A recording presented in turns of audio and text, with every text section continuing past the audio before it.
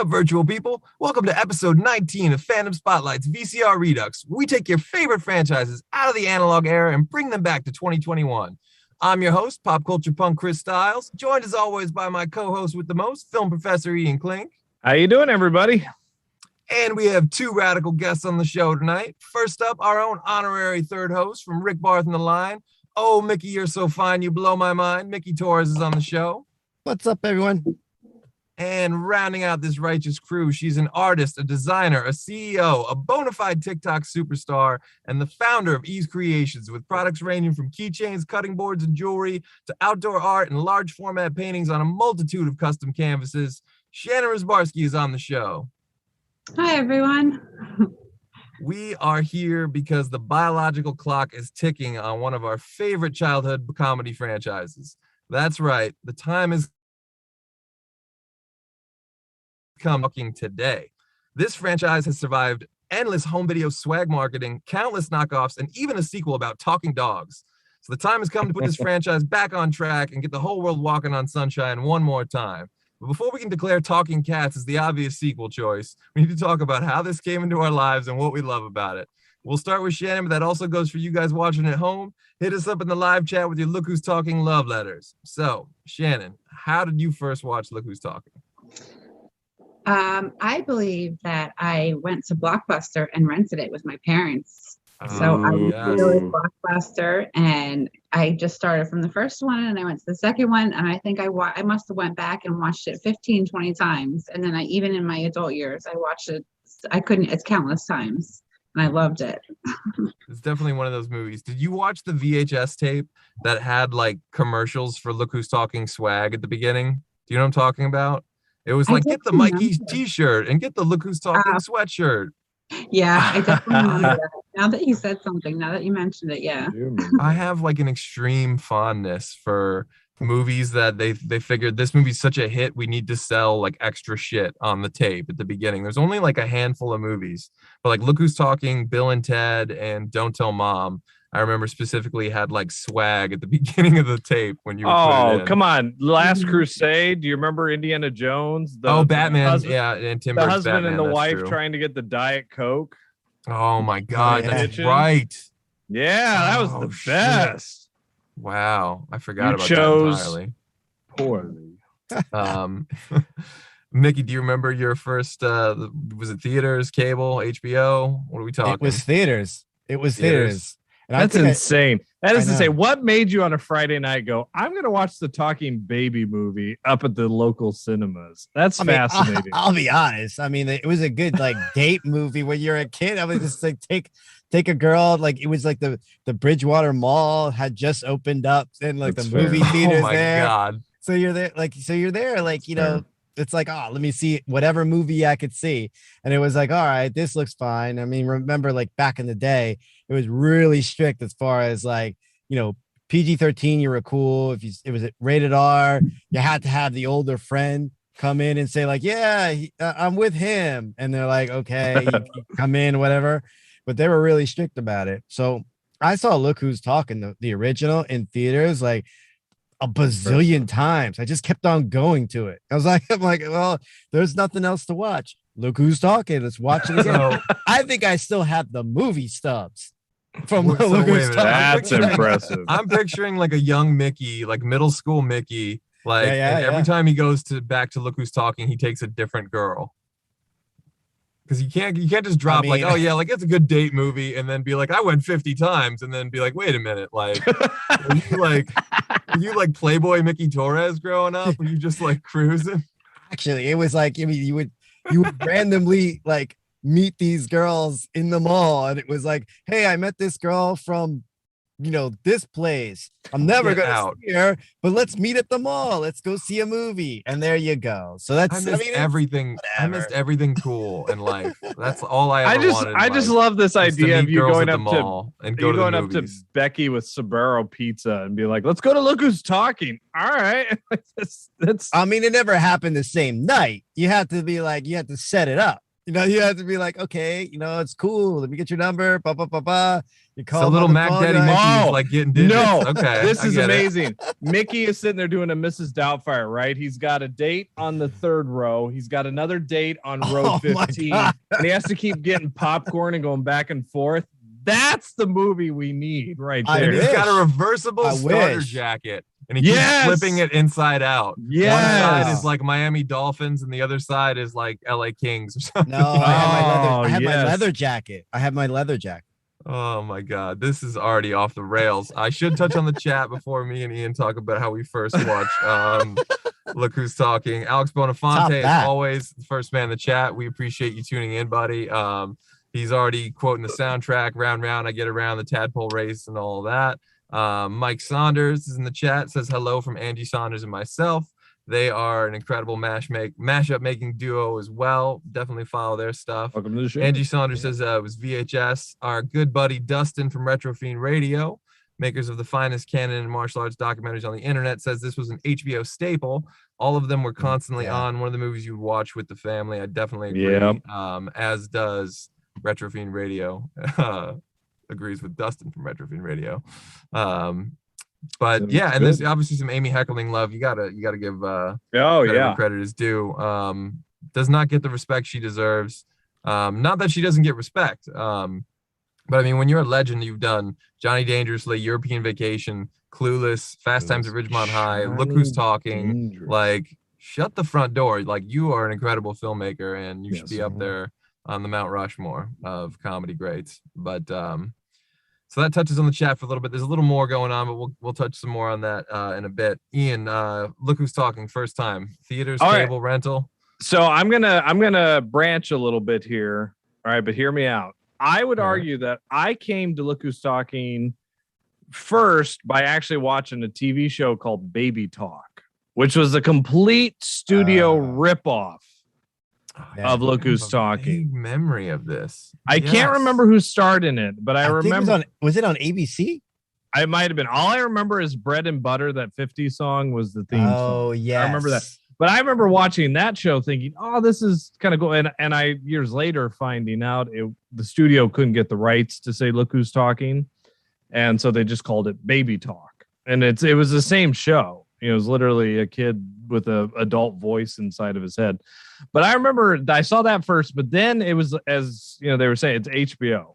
Like a lot of our stuff that we always talk about. They would play HBO. But I remember watching. Yeah, I remember watching the first one. I don't think I ever really saw the second one. But then I do remember watching Look Who's Talking Now on Saturday night. I remember that was a big premiere. I skipped 2 and went to 3. Good Lord.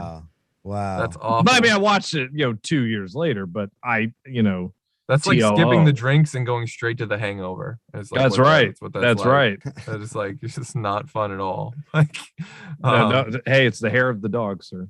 And you missed the great Elias Codius. I know. Yeah. How do you say his name? Casey Jones. You say Casey Jones. That's how you say it. But right. This was definitely kind of wonderful. This was definitely an HBO. Mm-hmm. No, for sure. Yeah, definitely a movie that played on cable endlessly. I, like Mickey, saw it in theaters. I was a little too young to be dating. I was 5 years old. So I was just like, this is cool. Happens. Like, this happens. It happens, I probably, not that I wasn't trying, not for lack of trying, but I didn't have the moves like you did. So wasn't smooth at the mall. But yeah, no, I saw the first one on theaters. I think my family like bought the tape as soon as it came out. And like all I ever wanted in life was like a Look Who's Talking crew neck sweatshirt. And it just never happened. It never came my way. I don't remember the swag. I don't remember the swag at all, though. Oh man, you missed out if you don't remember the swag. That's like half the fun. Because it's like shit you'll never have. It's like every time I watch Spaceballs and he plays with the Spaceballs toys, I still want those Spaceballs action figures for some reason. I'm in my late 30s. I'm still not. You want Spaceball the flamethrower? Yeah. If I was gonna have to get a flamethrower, why not get that one? That's fair. No, I want the one in Beverly Hills Cop. I want that gun. Beverly Hills Cop gun. What? I'm sorry, not Beverly. Yeah, Beverly Hills Cop. What, the gun you said? Yeah, the gun that he's selling to him. Oh, you're whatever. talking about part. The Annihilator 2000. Beverly Hills Yeah, Cop 3. exactly. Beverly Hills Cop. I. Exactly. That's, We're flashing okay. back. I see what you're saying. If I could there. have a gun, I want that. We're flashing back Sarge. to former VCR episodes here. Before we touch on the chat, again, is there a favorite line or favorite scene or a favorite like part of the first film for anyone? This is a shy night here on VCR Redux. I'm trying to remember. The part that I would not to go like gross, but the part I always remember is where Christy Alley is changing Mikey at the table, and George Segal's like, "That's expensive thing," and she just slams that $10,000 desk. Yeah, she just slams that shitty diaper on top of it. I don't know why I always remember that part, but that always sticks with me. I would say that is probably the scene for me too. That I always remembered. It's just like her slamming that shitty diaper and like, now it's junk. So other than that, like, all the stuff with Travolta and the kid is just gold. Like obviously him and Kirstie Alley have great chemistry. The lunch line, and shit like that. Like this is, a lot of classic stuff there. And obviously it's like one of those movies that's like perfect for Travolta, because he gets to like be the hunky heartthrob. He gets to be like kind of like a working class New Yorker. He gets to like sing and he gets to fucking dance, and you know what I mean? Like it was a Travolta comeback too. This kind of was a mini Travolta comeback. Yeah, because like most of his shit in the 80s flopped. He came out with like Blowout was a flop. Perfect was a legendary flop. He did that one with Kelly Preston where they met. That didn't what was it? Back in the USSR? Was that the one? You're thinking of The Experts. The Experts, The Experts was a flop. These movies kind of came and went. But okay, so then I will touch back on the chat. So as soon as I can find my place, it's going a little wild today. So there's some mention of Baby Talk here. Dustin from Retro Fiend says, I also have to mention Baby Talk with Scott Baio and Tony Danza, Amer Heckling's in-between TV show before Look Who's Talking Now. Oh, wow. So that's how it worked. And James Young from Punk Rock Geek Den. I was on his show last night. Had a blast with those guys as always. He says both Look Who's Talking movies were staples of my childhood, both on VHS, to which I would definitely agree. And there's a lot of talk. Now there's a whole thread of Baby Talk going in the chat here. James R. Young mentions Abe Vigoda, though, which makes a good point. The grandpa in Look Who's Talking one.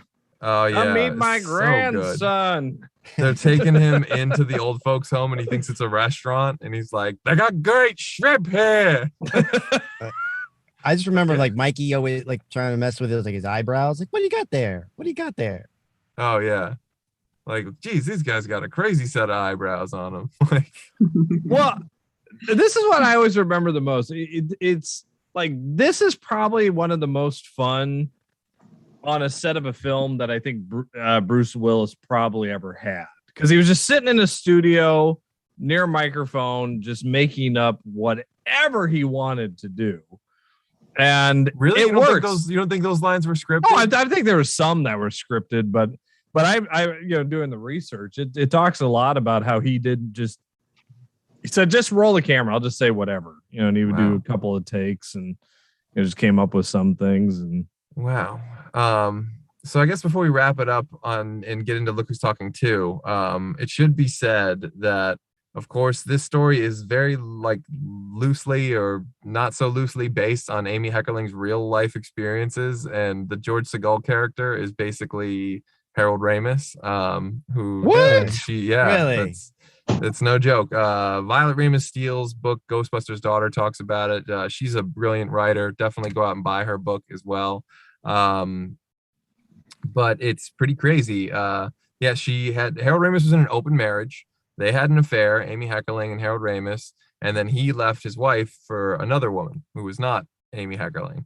So that's like totally like the beginning of the movie. And he even like there's even a scene where there's a moment in the book where his other daughter Violet recalls like talking about it, and like, like George Segal plays like that dick and Look Who's Talking. He's like, yeah, that's me. She's like, oh, that's cold. Wow.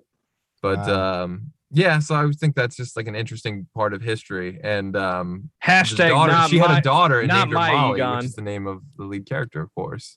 But also a fun fact on this movie is that Amy Heckerling said doing European Vacation was hell, working with Chevy Chase and Beverly D'Angelo, and that the ultimate therapy for that was doing Look Who's Talking and working with Kirstie Alley and John Travolta, which is why I think they kept coming back to make more, even when they didn't maybe not really still have more stories to tell.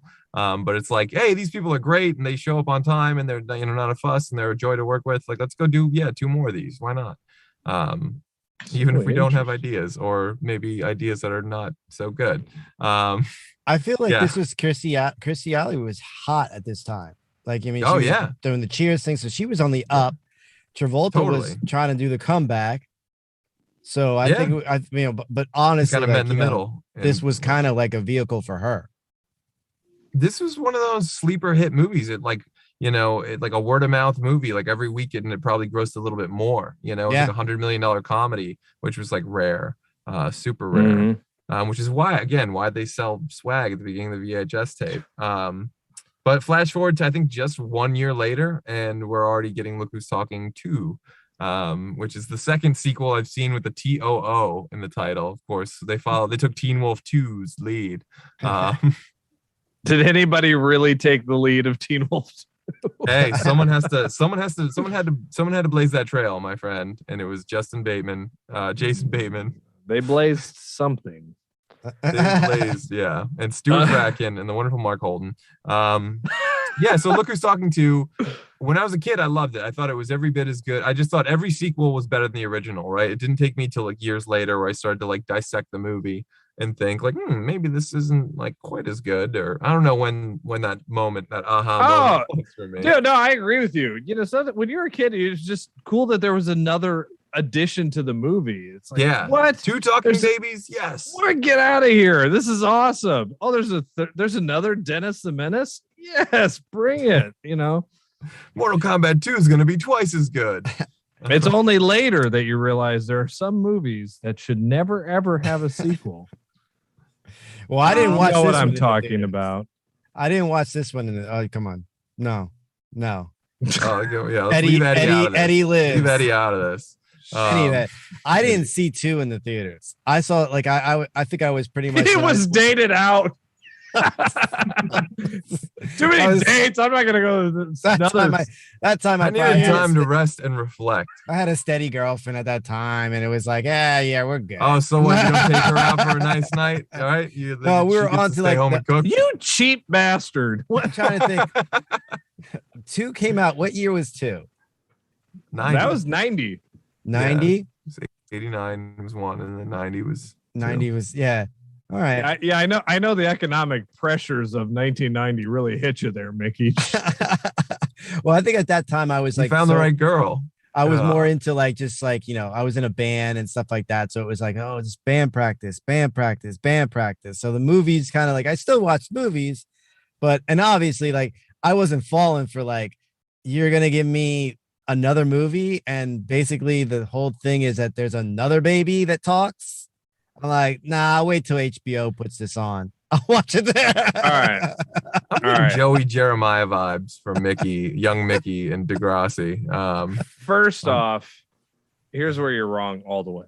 I love this Joey Jeremiah. movie has Gilbert Gottfried. Truth. Yeah, that sets it up here. All right, I don't care what anybody says. That puts it here. There are movies that are here, and there are movies that are here. This movie gets put here because of Gilbert Gottfried. Secondly, it has Mel Brooks as a toilet. Yeah. Yes. Oh, I need the pee-pee. I need the pee. It's got Damon Wayans.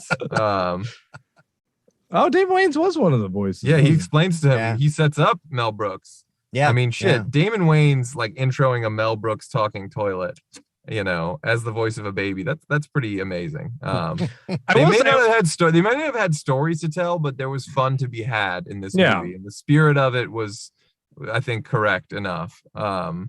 I like. And again, Travolta gets to fun dance to be give had. a whole fucking what's up. I like that description. I mean, it was fun to be had. There was fun. I mean, Shannon, are you like thumbs up or thumbs down to Look Who's Talking 2? I did. I liked all of them. like I said, that was the staple. I mean, I was 4 when they first came out, but when I did start watching them, I mean, I love them. You can't think of Look Who's Talking 2 without thinking of like your childhood. So right, that's what I'm saying. Like there was, I mean, golden fun here, rainy day fun, summer day fun, whatever kind of fun it was on VHS and it was constantly being replayed. They picked the perfect voice for the sister. Roseanne Barr for the sister is just genius. Although you did miss Joan. I did like Joan Rivers for the first one. Exactly. That was like kind of oh man, why did it would have been fine if the first one ended with Roseanne as the voice of Julie, but it ends with Joan Rivers, and I just I hate how Joan Rivers like never caught a break, in all her years. She was a brilliant comic, and she always kind of got the short end of the stick. Obviously all that stuff with the Tonight Show and all that. We're not gonna get into all that. There is some talk in the chat, by the way, of Gilbert Gottfried and all that stuff. Yes. Oh. And some other movies that shouldn't have a sequel as Titanic. And also James R. Young is agreeing. Wow, the chat's really going wild. About Kirstie Alley being. Wait, did I miss something? Was there a sequel to Titanic? Am I missing something? No, just like it's a joke. Like some movies just shouldn't have a sequel. So it's like, I'll give you a movie that shouldn't have a sequel. Titanic. Wow, I apologize for our audience at home. I just ruined that joke for you in the chat. So, yes. I'm the old guy that ruined the joke. Fantastic. I gotta say though, in part 2, you gotta talk about because it's really the only other thing they add to the movie is Kirstie Alley's brother, Stewart, played by Elias Koteas, Casey Jones. And this is like an interesting, type of character because he's like a bunch of walking oxymorons, but that doesn't mean that there aren't people just like him in real life. There are plenty of people like that in real life. There are plenty of people just like him. And I don't know, like he's weird. He's like, wears Metallica shirts and goes to like see the Faster Pussycats in the Village. But at the same time, he complains about all like the foreign cab drivers and shit like that. And he like sleeps with a gun under his pillow. It's like, this is a very interesting dude. You could have done a spinoff on this guy and I would have probably watched it. Yeah. I feel like it could have been like he was like a kind of wannabe mobster guy. I never thought of it like that. Maybe or a gangster or whatever like that. He was just that type of character to me. And they had that thread that in that movie that goes nowhere where he dates her friend from work who is also Mrs. Geist in Clueless. Yeah. But yeah, wow, I totally forgot about that part. I think I want to say her name's Twink Kaplan, but I could be wrong. You're right. I think. Interesting thing that I noticed though in both of the first 2 movies is that like they start super strong and then there's like they kind of like lose it a little bit and then like they need something big to like end it on, so they just like put the kids in jeopardy, and it's like, oh my god, like Mikey's in the middle of like traffic, New York traffic, like let's get he's safe. Okay, that was our finale, like versus like the arcs coming to like a point or whatever. I mean they did What's up? When did Baby's Day Out come out? Isn't that around the same time? And that was kind of. Oh my God, Shannon! Yes, Baby's Day Out. I love that movie. And I feel like Baby's Day Out is just literally if you took Home Alone and Look Who's Talking and just threw them in a blender and like poured it directly into a VCR. Yeah, I feel like these movies, like the only adult kind of storyline they had to do was basically some kind of like the relationship between Kirstie Alley and John Travolta was either like they were breaking up, they were together, they loved each other, they hated each other. And then it was like all 3 movies had the same kind of storyline where there was like some relationship, dilemma that they were going through in all these 3 movies. And the kids have the adults relate too. So if kids were watching it, they probably had to throw some kind of drama crap in there just to keep everybody interested. Yeah. And that's funny actually too, because now that I watch it, like I just watched the first 2 the other day to like kind of keep them fresh, and like rewatching it, like those scenes, especially in 2, I appreciate a lot more now. where like, you know, she's imagining him like driving and like drinking and smoking and like with like a hot girl in a convertible, and they're just like driving all over the road, and he's like, let's go eat some pork, and like my wife would never do this, like she'd say this would cause emphysema and this would cause liver damage, and like or like even the first one when she's like picturing her life with him and he's like coming home like, you know, just looking like shit, and he's got like the dented can, like they threw this out behind the market, like could be tuna, could be peaches, who knows? Like just because it's not free don't mean it's no good, right? I almost feel like perfect was cabbage better. of lettuce. Take off the front. Yeah, peel off the outside layers is still good. You're right? good, you know. I You're good almost to feel go. in some regards 2 was a better movie. And in some regards, I feel like 2 had some better scenes. You know, obviously you have the John Travolta dancing sequence, like you had, like, you know, you have to have John Travolta dancing and everything. Oh, of course, yeah. So, Yeah. and with Gilbert Gottfried in that scene. That's too. what I'm saying. That's what elevates like- it up here, man. Gilbert Gottfried dances. Gilbert Gottfried doesn't dance. Telling the But that kids is like, all- go with him. I'll pay you $1. I'll give you $1. Go with him. But I'm telling you, that is all Gilbert Godfrey improv. Like, just he's literally just narrating everything the kids are doing in that scene. Like, that's great, great. You just jump up and down. Like, if I jump up and down, I have a heart attack. But yo, you're fine. Like oh yeah, dance in a circle. Great, great, great. And then they even shoot a reverse of like Kirstie Alley and her friend. Like, this guy's definitely weird. Like, that shit was not. I guarantee you, that shit was not in the script. That was total improv. This Gilbert Gottfried's a goddamn genius, and he's the perfect. He's like your good luck charm if you're making a kid movie in the '90s, like Aladdin, Problem Child, Look Who's Polly. Talking To. Polly. What else? Polly, he did Polly too. All right. Well, no one bats 1,000. I don't know. About Polly. Exactly. I don't know what Polly Polly. is. Is it Polly? It's Shore? the word. It's I the know word. what Polly is, Mickey. Damn it. Nobody. All the movies out there in the world you could have named. Polly's one of them. It's a movie he Oh, did. man. There was some. I've lost my place in the chat a little bit because there's a lot going on in there. Child Neglect the Musical, says Alex Bonafante. He also wow. Titanic 2, Frosty Vengeance, which is interesting. But apparently, James R. Young from Punk Rock Geek Den says Richard Pryor was originally the voice of Mikey's friend Eddie before being replaced by Damon Wayans. That I do find very interesting. and That's I'm curious interesting. Yeah. as to like why that is. Was this maybe around the time of like Richard Pryor? This is when his his troublesome years. his MS was getting bad. I mean, this is when like Another You, and he just couldn't do the movies anymore. You know, it I was was just gonna getting He make did too a See much. No joke. Evil, Hear No Evil. And That was a little bit before this, I think. Yeah, but he was starting to That have was the those last. issues. Still, it's voice work, Yeah. but yeah, that's awful. Yeah. That's a bummer. And I was gonna make a stupid drug joke like an asshole. So that means All it's right. probably time to get into Look Who's Talking 3, which we all know Yes! is clearly The best, best, right? Everyone's The favorite. best of them. This one, the best. No, look, this This Look, is not even the best talking dog movie of that All right. year. Here's what I'll say though. All right. When you are 7, 8 years old, which we were when this came out, right? Shannon, please back me up on this. Yeah. Anything with the dog was cool. So say what you want, but they got it. They said, what can we do that's better and can get family? Dogs. And that wasn't a popular thing either yet. Now they have dogs and cats and everything talking, and they mouth everything. Oh but yeah, there's I'm sick. many I'm so dogs sick we of have. Paw Patrol. I can't even tell you how sick of Paw Patrol I am. Well, I'm curious. Don't you I mess feel with like- Paw Patrol. No. This may have been one of those situations where there's like 2 movies coming out with similar plots and they're both trying to get into theaters first. Because I feel like Homeward Bound must have come out this same year. And I know Homeward Bound is a remake, but I've never seen the original like non-90s versions of Homeward Oh Bound. yeah, the Michael J. Fox one.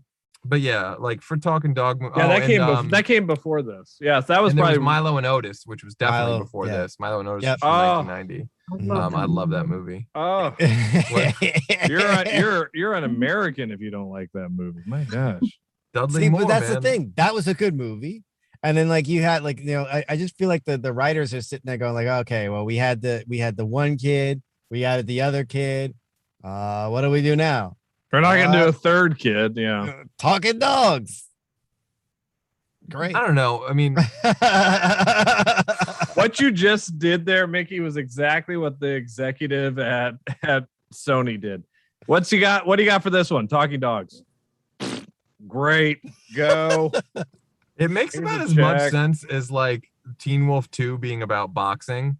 You know, that the third one would be about, instead of basketball, that the third one would be about talking dogs instead of talking babies. I cannot, Chris. But I love Teen Wolf too. I love Teen Wolf 2 also.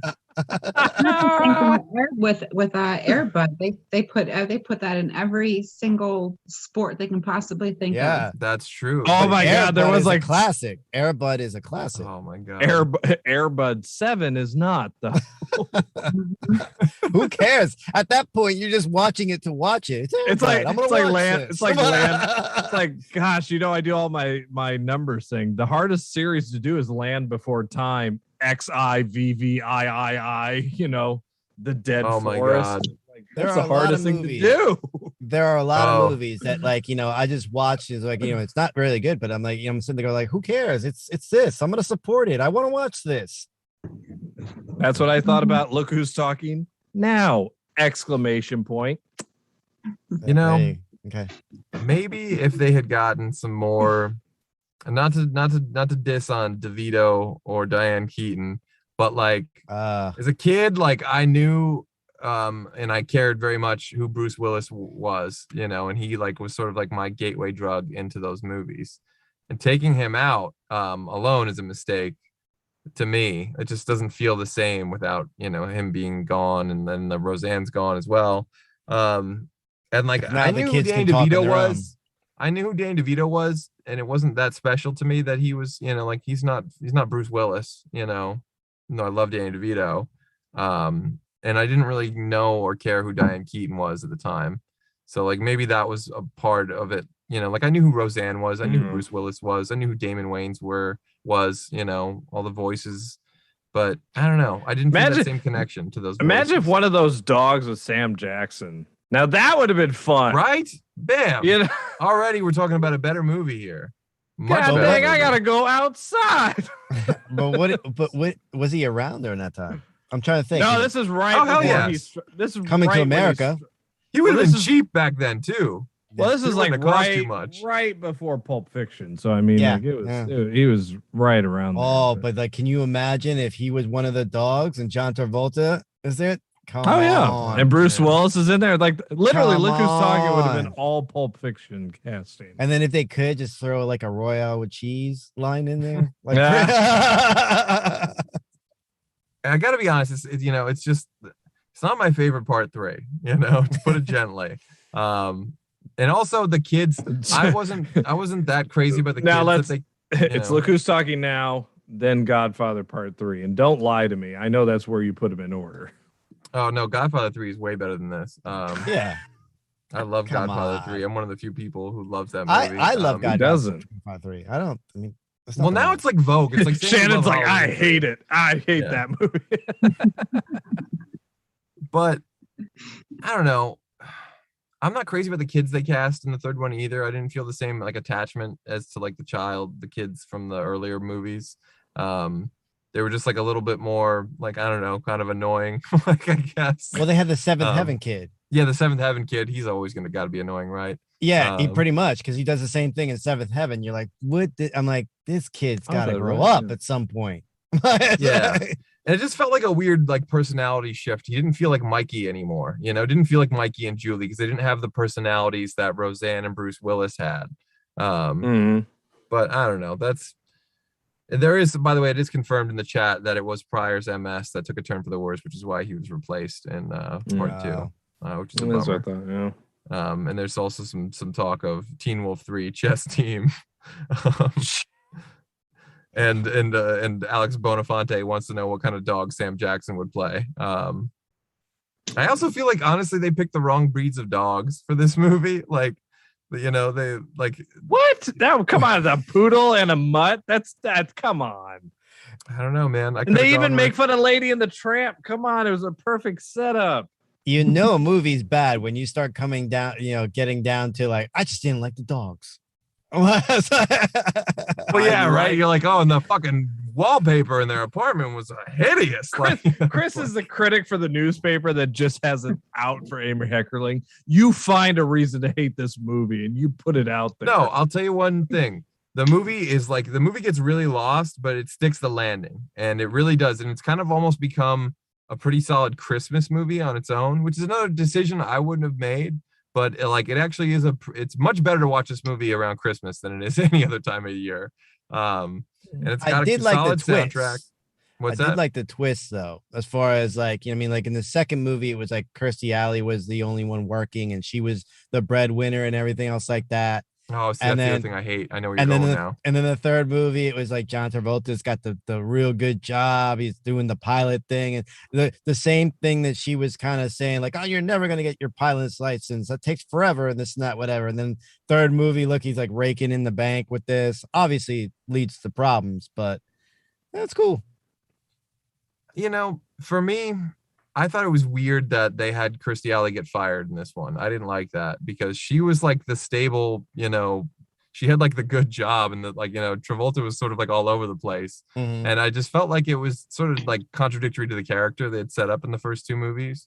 Like she has an accounting job. Like that's pretty, like, I don't see her losing that job. I just didn't buy that. And it's all just kind of like, this needs to happen as a MacGuffin so that Travolta has to work more, and then they can put this wedge between them, and like that part like didn't really work. Most of the threads in this movie didn't really work for me, but at the end, at least the pieces come in place for like a cool third act. I will give it that. They have to get together for Christmas. You get a little Olympia Dukakis back, who's the great grandma from the first two. Mm-hmm. And you get a little wink too. Yeah. You get a little wink to Loverboy in the fact that the cab she drives has an advertisement on top that says Signor Pizza, which is, of course, the name of the pizza shop in Loverboy with Kirstie Alley and Patrick Dempsey, Carrie Fisher. Oh. And yes, for you extreme 80s nerds out there, I'm sure there's a lot of Loverboy fans.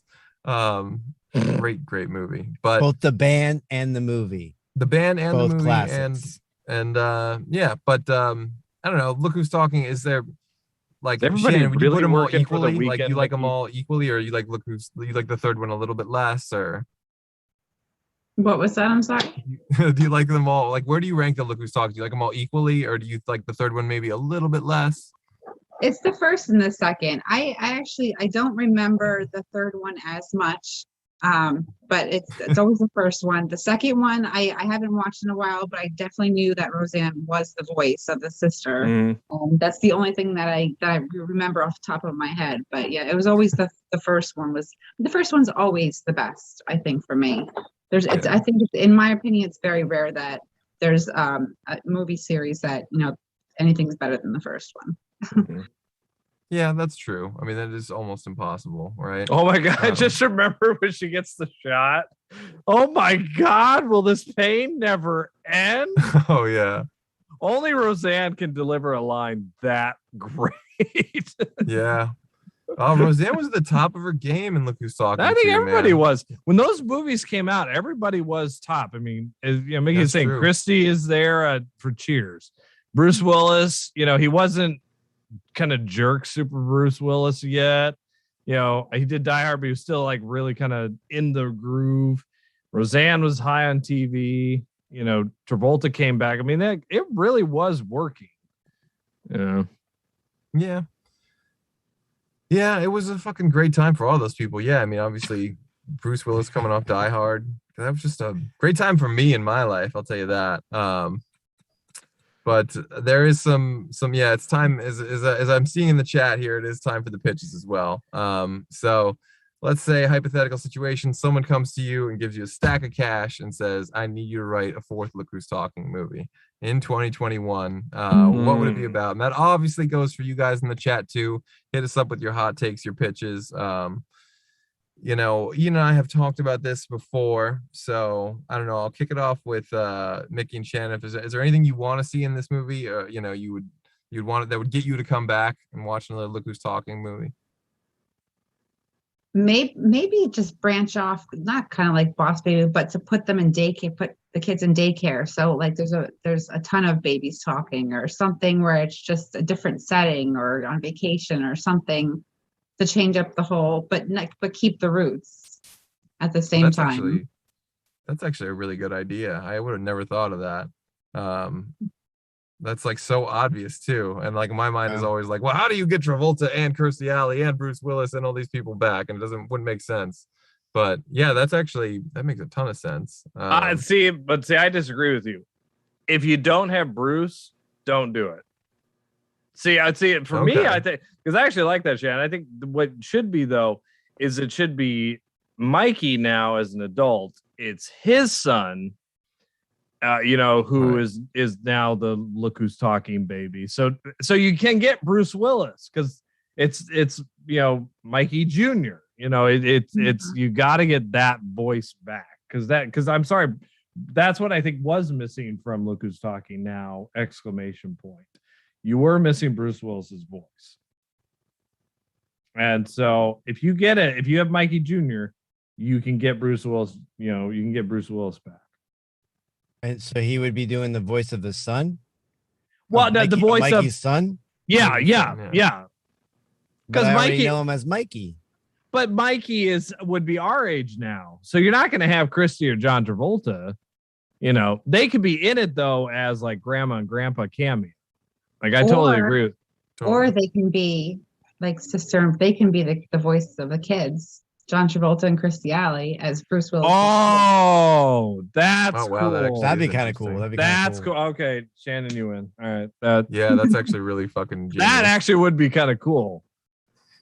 I almost feel like I want to, like, if I had to do like a new one, I would kind of do like, I don't know, like the weird thing is like I almost want like a prequel or something, like where I had this idea where it's basically like, they have to leave the kids again.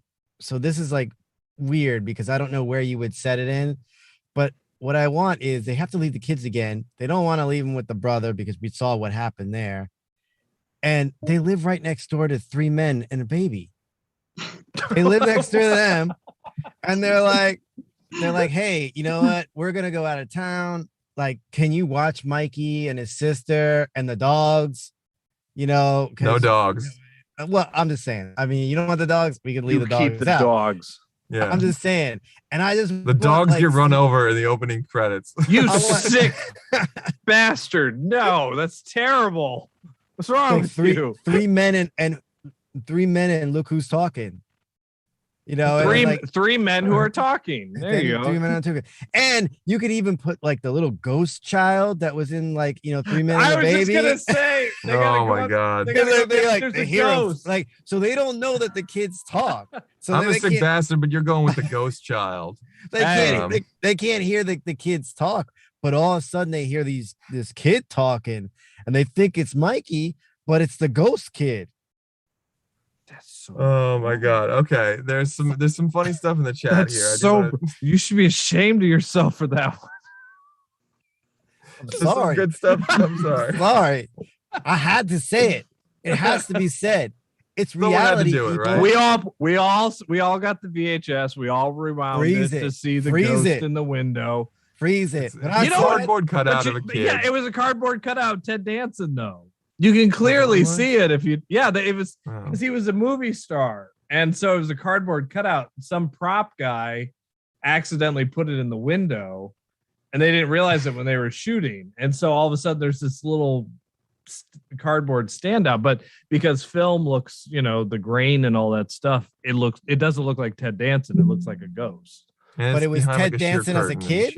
No, Ted Danson it was a standee, like a cutout standee. Okay. No. We're going way off the rails. This is important, Chris.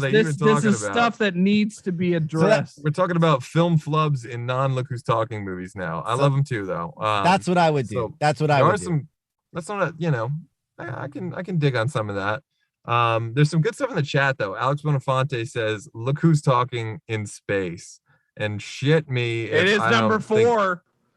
Right? It's when you go to space, right? You go to space in every number 4. So the freaking dogs go in the space suits and they go up in space.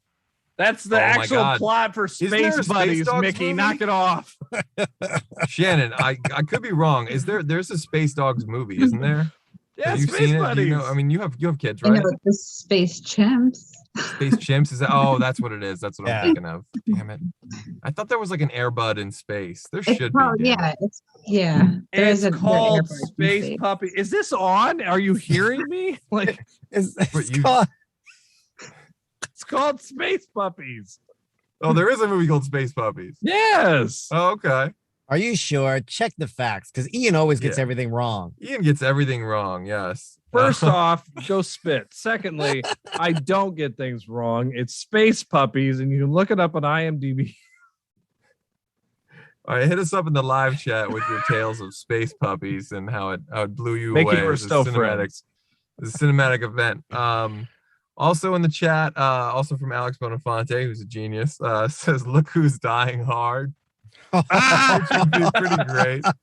John McClane, you know, Mikey's grown up, and now you know it's Bruce Willis, and he's raising a baby somehow, or his own grandson or something. Oh, Oh, And, that would be how awesome would it have been to have like a baby and like, you know, the in a Die Hard, a talking baby carrier, in a Die you Hard know, movie. you know, the Hangover style where you have the baby in the front. You're just doing an action movie with a baby. God, yes, like a dude like crossing Uzis, shooting both ways with a baby on I his feel like that was the chest. pacifier with Vin Diesel. Oh my god. Yeah, that's right. Okay, Yeah. you're right. That's right. Oh my gosh. Oh shit. All these great concepts. That's taken. how it came about. They're like, wouldn't Die Hard be better with a baby strapped on? You know, like, Die Hard 2, yeah. The only good part of Die Hard 2 is Dennis Franz from NYPD Blue. Ian, did I make you blow a gasket because I said Dennis Franz? You look highly offended. No. First off, I you think it was Die Hard 2. completely ignored the fact that it's Die Hard 2 Die Hard. Secondly, Oh my you condolences. damn it, you brush over the fact that William Sadler is naked karate chopping. That's like the best villain reveal ever, sir. That is naked Tai Chi, my friend. Get it straight. I apologize. Mistakes were made, but that's was- the best villain reveal ever. He was too busy watching Yeah. Space Puppies. I was right. Oh my god. I was right. There is. Wait a no minute. Okay, there's real puppy. space puppies. Oh no. Astro this is- dogs or Oh no, something. I'm Right. looking at this now. I'm taking. All a right, now pause. Ian's off in the chat world. This is happening. He got lost in the wrong section of the blockbuster. So the voice of God just informed us that there are no space puppies. But also Kyle. All right. We were oh. both wrong. Space Buddies was the title of the dog. So you see that? That was my bad. I was close with like Airbud in space or something. That's not Air- part of the Airbud series. I think Airbud. it's like Baby Talk and Look Who's Talking, where they're like, we don't want to like pay the rights to the Airbud people, but we can make our own dog movie and they can't stop us. Like, There you go. I always assume that's the case. Otherwise, they'll be like, it would be like Space Buddies, an Airbud story, or like, you know what I mean? Like Space Buddies, like Airbud Legacy or some shit. Yeah, there's currently Airbud Golden Retriever, Airbud World Pup, Airbud 7th Inning Fetch. Now that's a creative title. And finally, Airbud Spikes Back. Oh wow, Airbud Spikes Back. That's a really Is that cute- volleyball? It's Yes, gotta be, Mickey, right? that's volleyball. So they've really hit all the sports then. How That's dare amazing. you even ask if that was Good for volleyball? them. I mean, why should we even I bother mean- with Look Who's Talking when Airbud is soaring to new highs like they are? That's the tagline for the poster. Good for you, Chris. Airbuzz is the new Hellraiser. I will say though, I think Airbud Razor. Oh my god, Airbud Parkour. They needed an Airbud Parkour movie. Oh my god! Get the parkour. Can you imagine if Airbud did like Ninja Warrior? Like it's doing the. Oh shit, dude, I'd watch it. There's I'd a puppy. watch There's it. a puppy doing Tai Chi at the beginning of the movie in front of his TVs. These are all things that would be better than Look Who's Talking Now. No, Like, the oh, yeah. Look Who's Talking Now exclamation Dogs, point like- was great.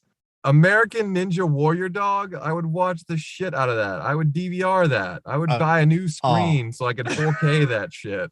Yeah, and they're grabbing the little rings with their teeth. I'm like, oh, that would be amazing. I would totally watch it. And then you have that little Chihuahua that like shouldn't even be out there competing, but he's up against the Rottweilers and the Pit Bulls, and he's gonna go for it, and he wins because he's faster. to steal your term, it's fun can be had by all. That's the plot for Beverly Hills Chihuahua 3, sir. He's They probably really needed wrong to cross again. over the Beverly Hills Ninja and Beverly Hills Chihuahua franchises, and then they might have had something. I'm just saying they fucked up. They I missed- like they that missed Beverly out. Hills See, now Chihuahua. that's the poster. Put a Chihuahua on the Detroit car, Beverly Hills Chihuahua. That's Both of those movies still a better movie than Look Who's Talking Now. Doc, Beverly got Hills it. Chihuahua. Why is there so much hatred towards this great 90s family film in this room today, guys? I don't understand. Well, it's just you just take away the fun parts. You take away the Bruce Willis and the Roseanne Barr, and what do you have left? Like, these kind of contrived stories between John Travolta and Kirstie Alley that are like tired. It's like that. It's like by the time you get to the third Austin Powers movie, like the Zip It jokes are just not funny at all anymore. I still love it, but yeah, it's that third movie. It's the third movie slump that all movies had back then. Now they like. What's with up? Home Alone and Home Alone 2, and then Home Alone 3. Oh they my started God, doing right? it. I mean, I will say that Home Alone 3 makes Look Who's Talking Now look like Look Who's Talking 2. Makes Look Who's Talking Now look like The Godfather Part 2. Yeah, it makes it look like Citizen Or Kane. Beverly Hills Chihuahua Part 2. Or Home The English Patient. Alone 3 makes Beverly Hills Cop That was a cheap 3 shot, look Mickey. amazing. And that movie is gorgeous. which If you it had if the only thing that made that movie better of English Patient is if you added a dog by his bed as he was dying, thinking about his love who burnt in a fiery plane. You horrible, horrible person, Mickey. This got so dark. We're gonna have fun. Keep it light. That's your first warning of the day, Ian. No What? English patience. No, he came after me for highbrow English this shit. Patient. I was just trying to enjoy the fact that Look Who's Talking Now! Exclamation point did what it meant to do. It was to entertain you with puppies. He came after me. Blame him. All right, I don't want to have to separate you two again. There's some funny stuff in the chat though, again, because we are getting short on time here. Alex Bonafante says, "Look who's dying hard with a vengeance and a poopy diaper." Again, I would have seen that.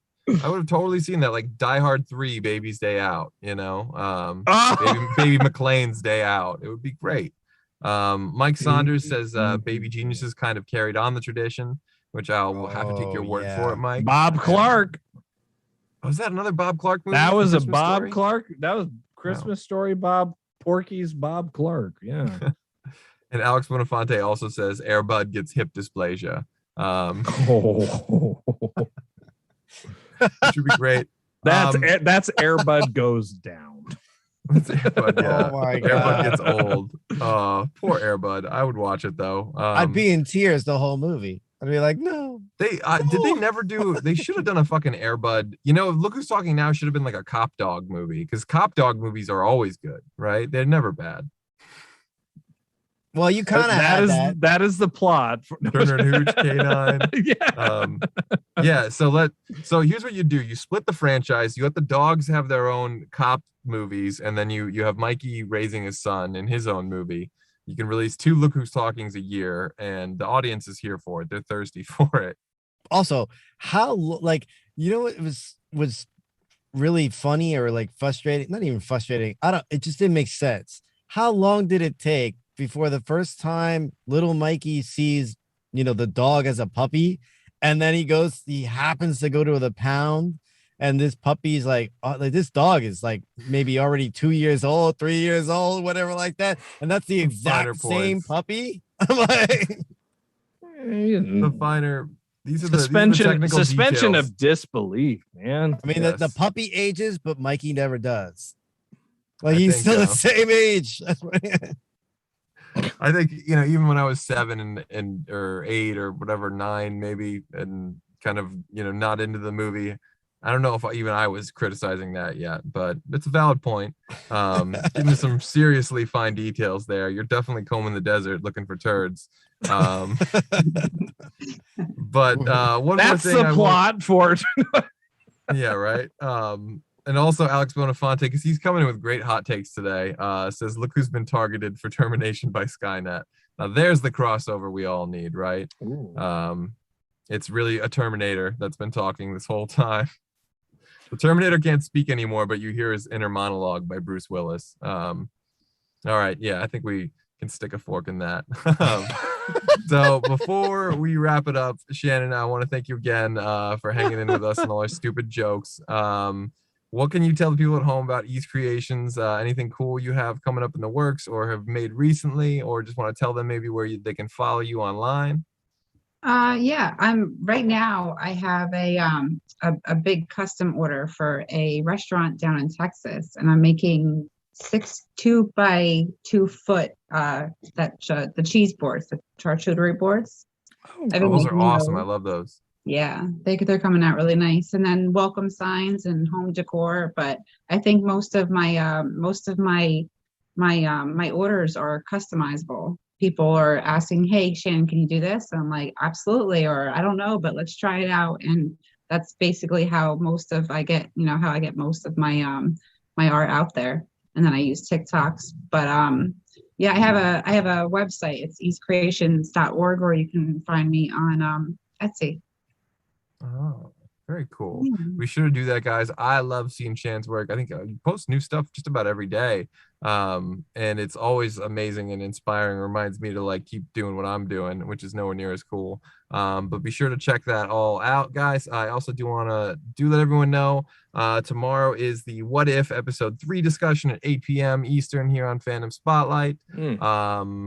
As well, do want to remind everyone to tune in next Wednesday at 9 p.m. as we're joined by our good friend Bobby Master of the Still Fabulous podcast to talk about the Clueless franchise. That's right. It's going to be a back-to-back Amy Heckling appreciation station. So, as always, if there's a particular movie or TV franchise that you want us to cover on a future episode of VCR Redux, let us know in the comments section on YouTube. And since you're already doing that, you might as well go ahead and like, subscribe, and follow Ease Creations, Fandom Spotlight, Rick Barth and the Line, Hollow 9 Network, and Pop Culture Punk. Till then, back up those Betamax, rewind those laser discs, and we'll see you at the movies.